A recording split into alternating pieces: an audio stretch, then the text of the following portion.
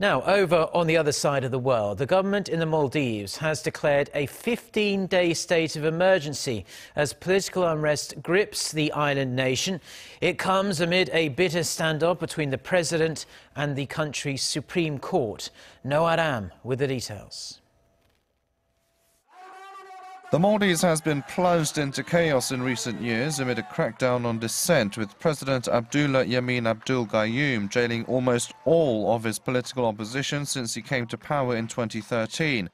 The crisis was exacerbated last week when the Supreme Court surprisingly ordered the release of the imprisoned opposition leaders as well as for 12 lawmakers to be reinstated.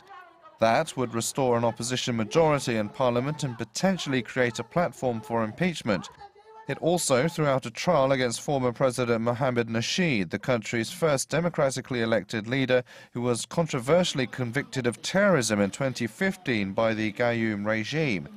Opposition supporters have staged street protests lobbying the government to obey the court order, but an infuriated Gayoom eventually declared the state of emergency.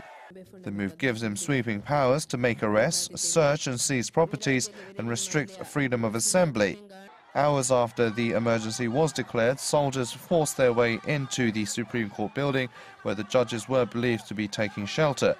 Several countries, including the US, as well as some human rights groups, have urged the Maldives government to adhere to the Supreme Court's ruling and respect the rule of law.